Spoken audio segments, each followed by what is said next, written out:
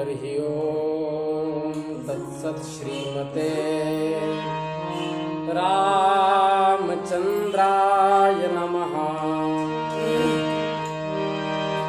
श्रीमते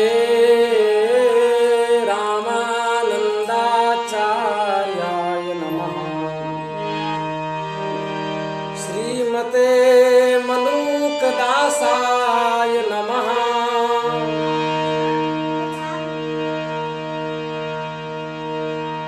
नमः परमहंसास्वादित चरणकमल चिन्मकरन्दाय भक्तजनमानस निवासाय श्रीरामचन्द्राय।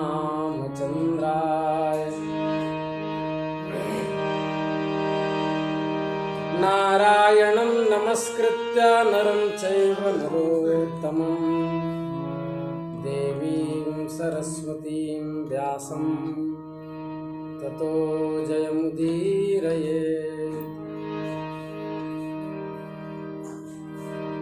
सीतानाथ समारंभां श्रीरामानन्दार्य मध्यमाम् अस्मदाचार्यपर्यन्तां वन्दे गुरुपरम्पराम्। श्री राम जय जय राम।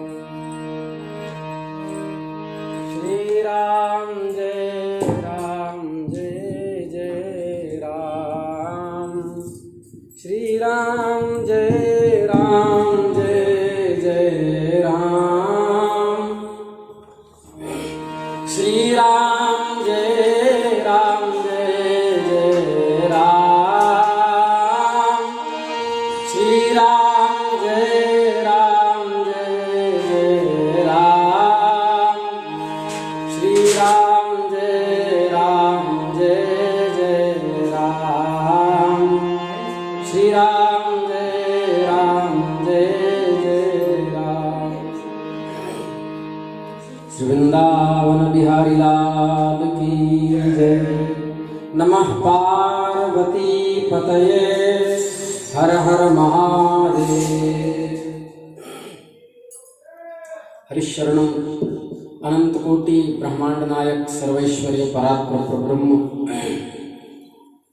निखिल हे अप्रत्यनेक दिव्यानंद कल्याण गुणगण निलय भगवान श्री हरि की महती कृपा करुणा से आज हम आप सब मनुष्य जन्म धारण करने का सर्वश्रेष्ठ साधन सत्संग श्रीमद् भागवत महापुराणांतर्गत एकादश स्कंध के माध्यम से प्राप्त कर रहे हैं। भगवान ने पीछे भक्ति धर्म का निरूपण किया, भागवत धर्म का निरूपण किया, वर्णाश्रम धर्म का निरूपण किया। आज भगवान का स्वधाम गमन है। उद्धव जी को अनेक प्रकार की उपमाओं से अलंकृत किया।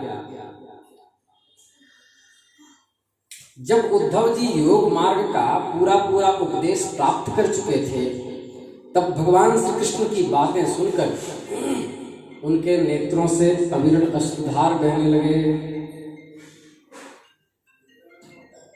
आश्लिष्यवा पादरतां पिनष्टुमा, चैतन्य महाप्रभु का शिक्षाष्टक।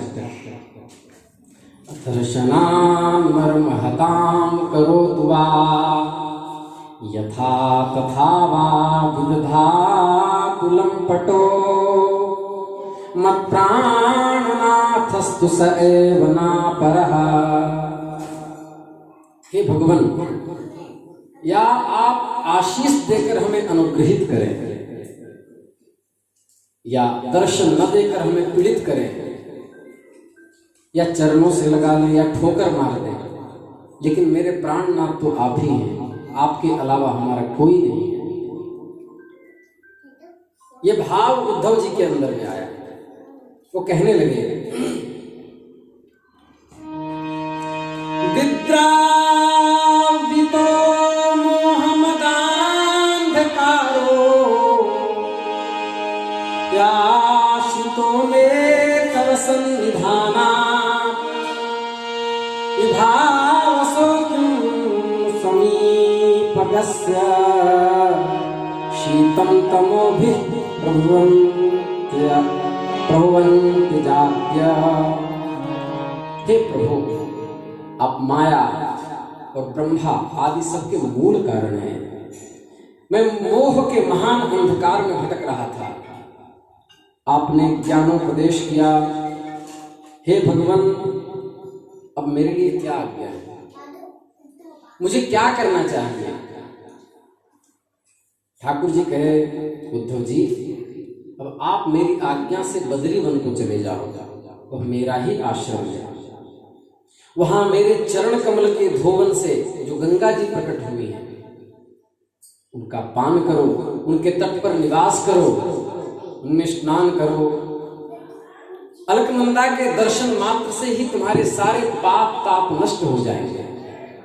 तुम वृक्षों की छाल पहनना, वन के कंदमूल फल खाना, किसी भोगों की अपेक्षा स्पृहा न रख करके अपने आप में मस्त रहना, यही आदेश है। सर्दी गर्मी सुख दुख, शीतोष्ण सुख दुखेषु तथा मानापमानयोः, सभी भाव में सम रहना, स्वभाव को सौम्य रखना, इस तरह भगवान ने उपदेश किया। वो विरह से कातर हो रहे थे। उद्धव जी चरणों से लिपट करके रोने लगे।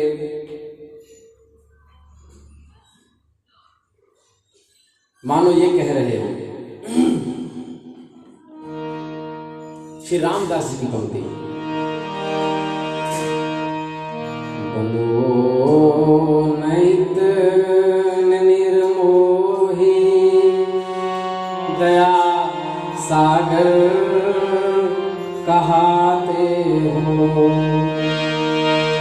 सभी के दुख हरते हो, हमें फिर क्यों रुलाते हो, हमें फिर क्यों रुलाते हो, दया सागर कहाते हो।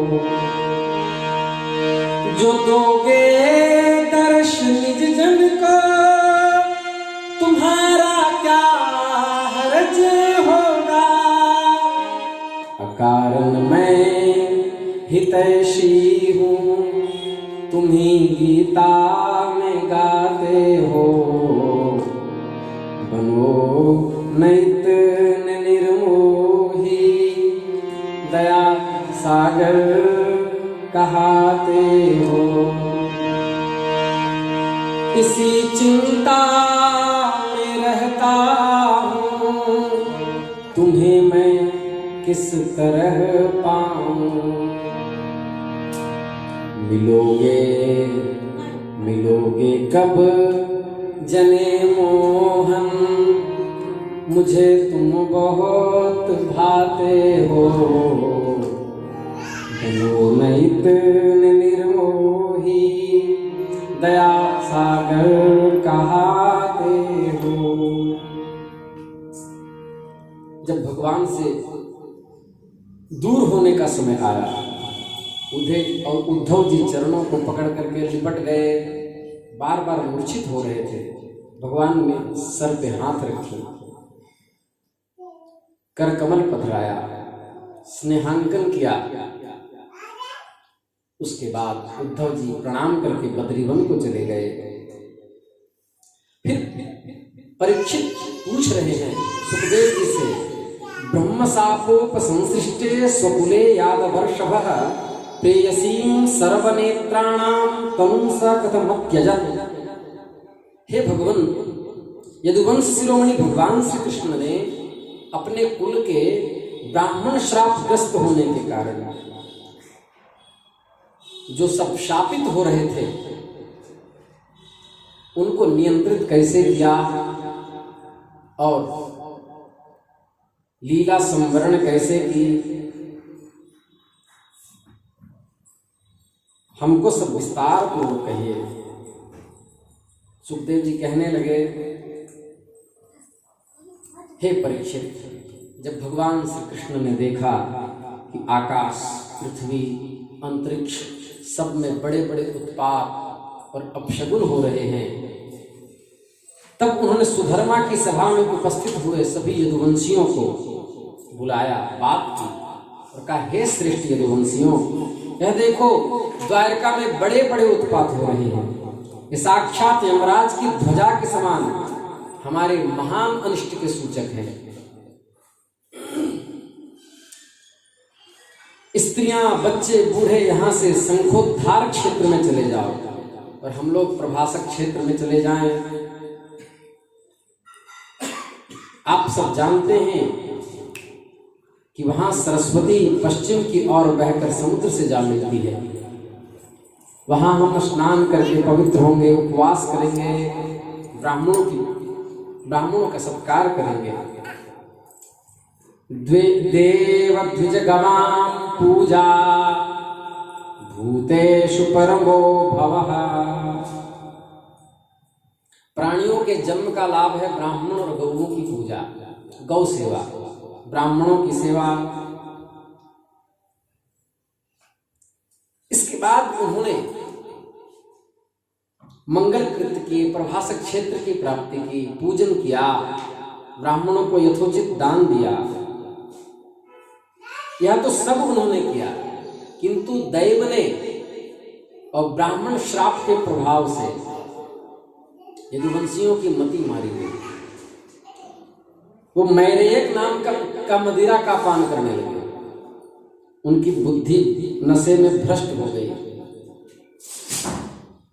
वह पीने में तो अवश्य मीठी लग रही थी, परंतु परिणाम में सर्वनाश करने वाली। वे तीव्र मदिरा के पीने से सब के सब उन्मत्त हो गए और वे घमंडी वीर एक दूसरे से झगड़ने लगे। वे क्रोध से एक दूसरे पर आक्रमण करने लगे, आघात करने लगे। तलवार, भाले, गदा, तोमर, धनुष, बाण, रिष्टि, मुष्टि आदि का प्रहार करने लगे। मतवाले यदुवंशी रथों, हाथियों, घोड़े, गधे, ऊंट, खच्चर, बिल्ली, मनुष्य पर भी चढ़ चढ़ के जाने लगे। इतनी बुद्धि मारी गई। जंगली हाथी जैसे एक दूसरे पर दांतों से चोट कर रहे हों, वैसे ही एक दूसरे को दांतों से भी खाने लगे। प्रद्युम्न सांब से लड़ पड़े, अक्रूर भोज से, अनिरुद्ध सात्यकी से, सुभद्र संग्रामजित से, भगवान श्री कृष्ण के भाई गद, उनके पुत्र गद से लड़ पड़े। सभी यादव एक दूसरे से गुथ गए, लड़ने लगे। सब भगवान की माया से अंधे हो रहे थे। दाशार्ह, वृष्णि, अंधक, भोज, सात्वत, मधु, अर्बुद, माथुर, सुरसेन, विसर्जन, कुंती, कुक्कुर, ये जितने वंश थे सब आपस में मार काट करने लगे। मूढ़तावश पुत्र पिता का, भाई भाई का, भांजा मामा का, नाती नाना का, मित्र मित्र का, सुहृद सुहृद का, चाचा भतीजे का, एक गोत्र वाले आपस में एक दूसरे का खून करने लगे। अंत में जब उन सब के बाण समाप्त हो गए, धनुष कट गए, मुष्टिक टूट गए, शस्त्रास्त्र नष्ट भ्रष्ट हो गए, अपने हाथों में समुद्र तट पर लगी हुई जो एरक नाम की घास थी उसको उठा लिया, जिसको एरका भी कहते हैं, और उखाड़ उखाड़ करके एक दूसरे पर फेंकने लगे। क्योंकि जो वही घास थी जो ऋषियों के शाप से जो लोह में मुसल उत्पन्न हुआ था सांब के पेट के ऊपर, उसको चूरा करके यदुवंशियों ने वहां फेंक दिया था। वही घास के रूप में तट पे लग गई। हाथ में लेते ही वो वज्र के समान मुदगर के रूप में परिणित हो गए। उससे एक दूसरे पर वार करने लगे। जिसको मारते उसका राम नाम सत्य है। भगवान श्री कृष्ण ने उन्हें मना किया क्योंकि उनका धर्म था। उन्होंने उनको और बलराम जी को भी अपना शत्रु समझ लिया। श्री कृष्ण के ऊपर भी दौड़ पड़े। जब ठाकुर जी पर भी दौड़ पड़े तो भगवान क्रोधित हो गए। वो भी एरका उठा उठा करके एक दूसरे को मारने लगे। भगवान श्री कृष्ण बलराम मुट्ठी की मुट्ठी घास उखाड़ करके मारने लगे। जिस प्रकार बांस की रगड़ से जंगल दावानल से ग्रसित हो जाता है, उसी प्रकार ब्रह्म शाप रूपी दावानल से सब यदुवंशी जल रहे थे। जब समस्त यदुवंशियों का संहार हो गया, तब चैन की सांस भगवान ने और कहा, एवं नष्टेषु सर्वेषु कुलेषु स्वेषु केशवः अवतारितो भुवो भार इति मेने वशेषितः। श्री कृष्ण ने देखा कि समस्त यदुवंशियों का संहार हो चुका है। तब उन्होंने यह सोचकर संतोष की सांस ली कि चलो, पृथ्वी का बचा खुचा भी भार उतर गया, सारे यदुवंशी मारे गए। बलराम जी समुद्र तट पर बैठकर एकाग्र मन से भगवत चिंतन करते हुए इस मनुष्य शरीर का त्याग कर दिया। बोली बलराम जी महाराज की जय। जब भगवान श्री कृष्ण ने देखा कि मेरे बड़े भाई दाऊ भैया भी स्वधाम गमन कर चुके हैं, तो भगवान एक पीपल के पेड़ के तले जाकर चुपचाप धरती पर सो गए।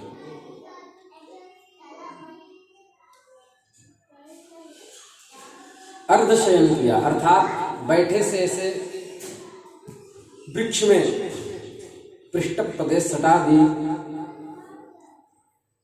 और भगवान ने उसी समय दैदीप्यमान चतुर्भुज रूप धारण कर लिया। रेशमी की पीतांबर की धोती, वैसा ही दुपट्टा, वक्ष पर श्रीवत्स का चिन्ह शोभायमान था, मुख पर मंद मुस्कान थी, कपोलों पर नीली नीली की अलकावली थी, करधनी, कंधे पर यज्ञोपवीत, माथे पर मुकुट, मोर पंख, चरणों में नूपुर, अंगुलियों में अंगूठियां, गले में कौस्तुभ मणि शोभायमान हो रही थी। हे परीक्षित, उसी समय जरा नाम का एक पहेलिया आया। उसने मूसल के बचे हुए टुकड़े से अपने बाण की गांस बना ली थी, क्योंकि उसने उस मछली को पकड़ा था जो ब्राह्मण के अर्थात पिंडार क्षेत्र में उपस्थित ऋषियों के श्राप से जब सांब के उदर पर लौह पदार्थ का निर्माण हुआ, तो उसको यदुवंशियों ने जब अपने नाश का कारण समझा, तो उसको चूर्ण बना करके समुद्र में फेंक दिया। उसमें से अंतिम में एक टुकड़ा बचा, उसको भी फेंका, उसे एक मछली निकल गई। उसे इस जरा नाम के बहेलिया ने उस मछली को पकड़ा था, उसके पेट से उसे यह जो गांसा प्राप्त हुआ, उसको बाण में उसने लगा दिया। इसी को कहते हैं प्रारब्ध।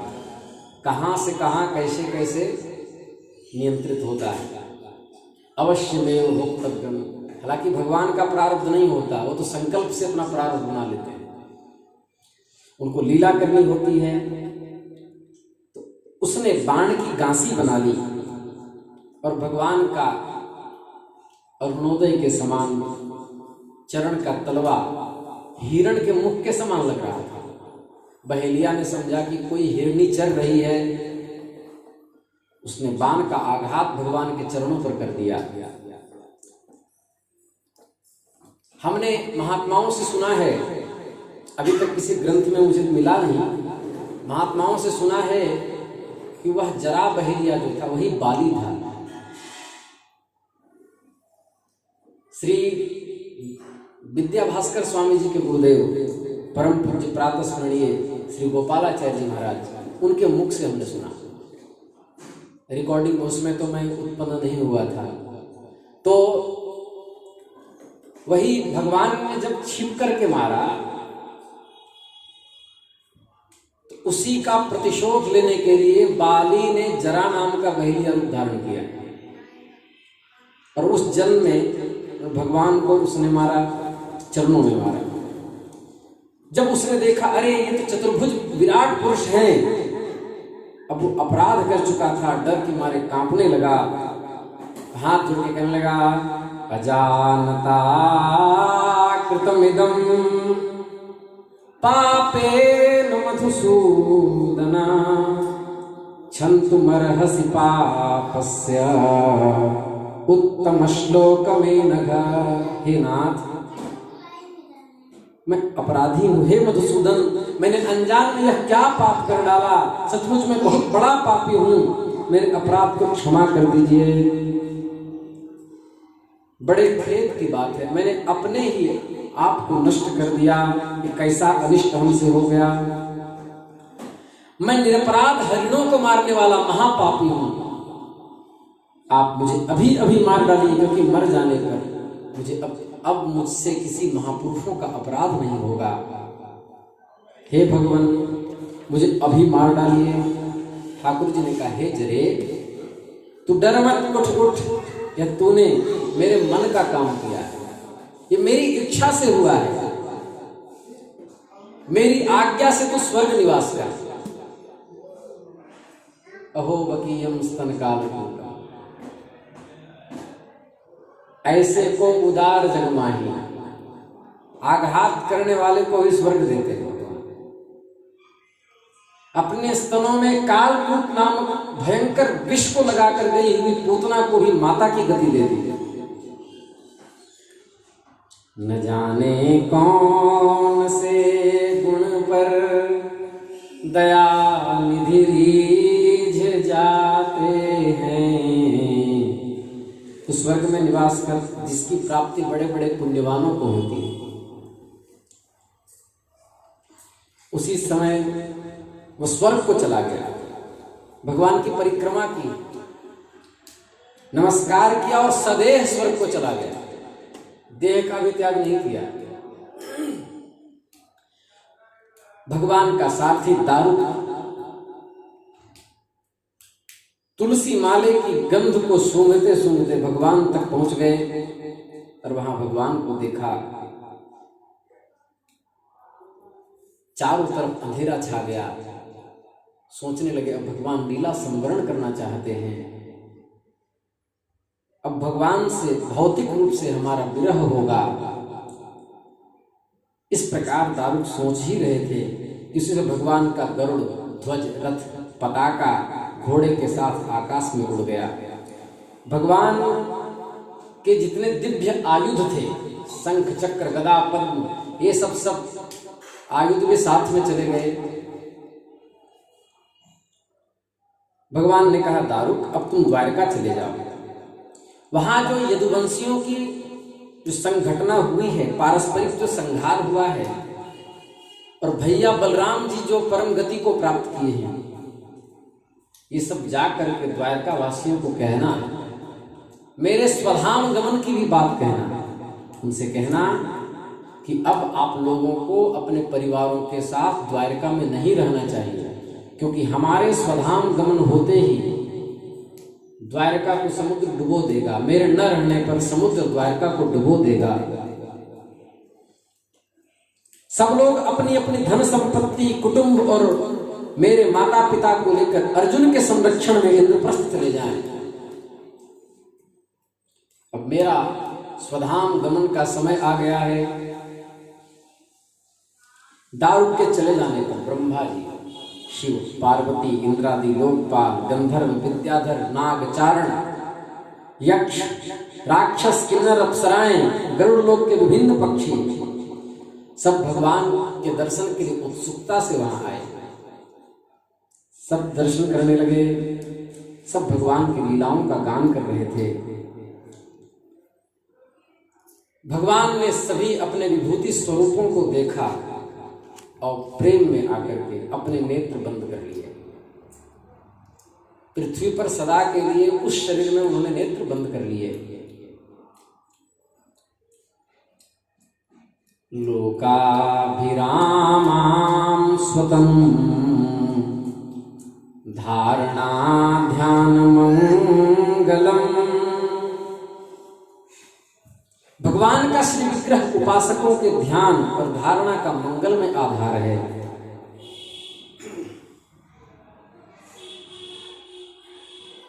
इसलिए भगवान चाहते तो योगाग्नि में अपने शरीर को भस्म कर सकते थे, लेकिन भगवान सशरीर अपने धाम को चले गए ताकि भक्तों को पीड़ा न हो। ये भाव जीव गोस्वामी जी का षट संदर्भ में। भगवान श्री कृष्ण के पीछे पीछे इस लोक से सत्य चला गया, धर्म, कीर्ति और श्रीदेवी भी चली गई। इसके बाद दारुक द्वारका पहुंचे और उन्होंने जाकर के सारी कथा सुना दी। इधर परीक्षित जी कह रहे हैं, सुखदेव जी महाराज कह रहे हैं, जो पुरुष प्रातः काल उठ करके भगवान श्री कृष्ण के परम धाम गमन की इस कथा को एकाग्रता से सुनता है वो भगवान के सर्वश्रेष्ठ धाम को प्राप्त करता है, उसको गोलोक की प्राप्ति होती है। जब दारुक ने उग्रसेन से और महात्मा वसुदेव जी से जब ये कथा सुनाई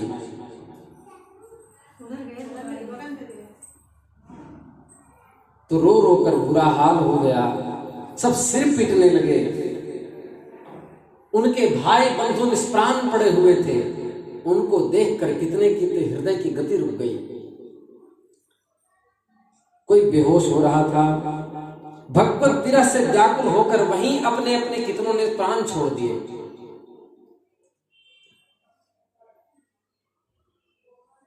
ये भाव रामचरितमानस में भी है।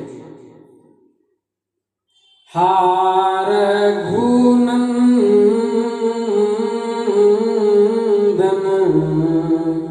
प्राण पीते तुम बिना जियात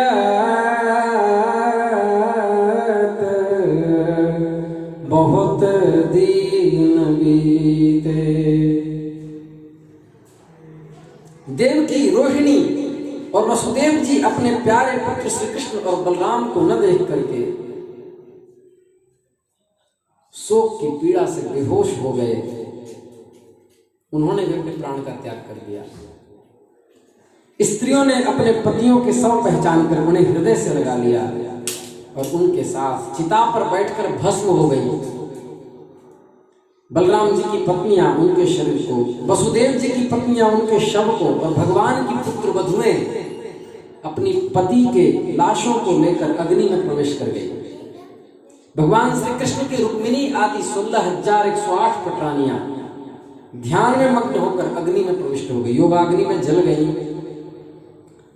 अर्जुन अपने प्रियतम और सखा भगवान श्री कृष्ण के आज्ञा पालक थे, उनको न रोते बन रहा था न हंसते बन रहा था, कुछ समझ में उन्हें नहीं आ रहा था। उनके पांव भी आगे नहीं बढ़ रहे थे।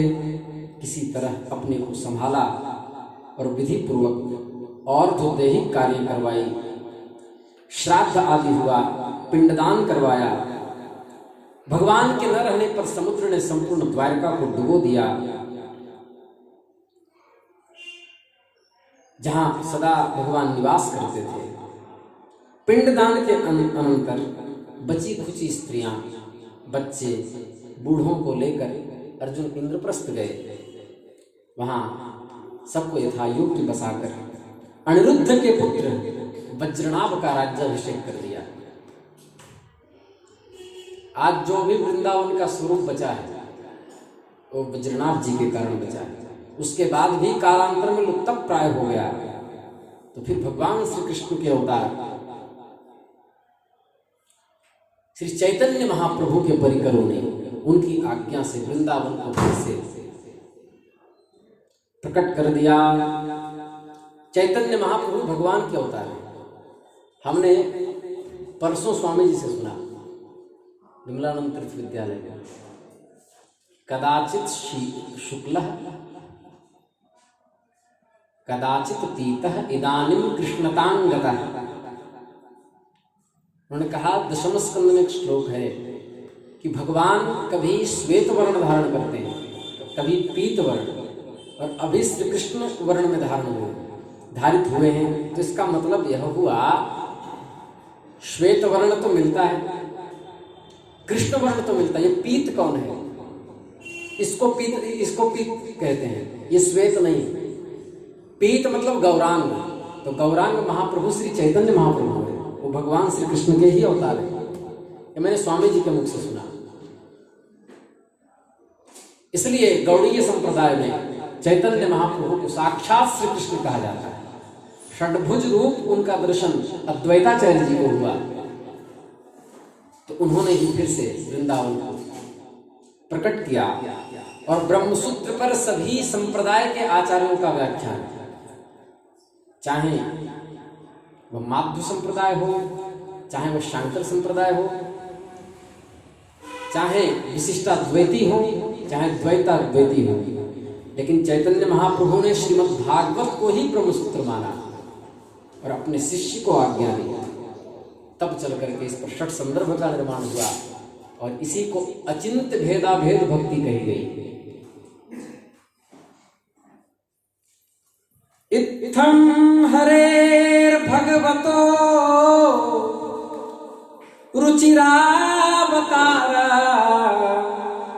वीर्याणि बालचरितानि च शन्तमानि अन्यत्र चेह श्रुतानि गृह्णन् मनुष्यो भक्तिं परां परमहंस गतौ लभेता। श्री वेदव्यास जी महाराज कह रहे हैं, जो मनुष्य श्रद्धा के साथ भगवान के नाम का कीर्तन करता है, इन प्रकरण को सुनता है, समस्त पापों से मुक्त हो जाता है। पुराणों में वर्णित परमानंदमयी बाल लीला को सुनता है, चाहे गोपाल चंपू हो, चाहे गर्ग संहिता हो, चाहे श्रीमद् भागवत हो, चाहे स्कंद पुराण हो, जो इन चाहे गीत गोविंद हो, चाहे इन लीलाओं को जो सुनता है, उन्हें भगवान श्री कृष्ण के चरणों में पराभक्ति प्राप्त होती है। ओम स्वस्ति इति श्रीमद्भागवते महापुराणे वैयासिक्यां अष्टादशसहस्र्यां पारमहंस्यां संहितायां एकादश स्कंधे एकत्रिंशोत्सवः। आज एकादश स्कंध विराम लेता है। अब केवल 5 दिन की कथा बची है।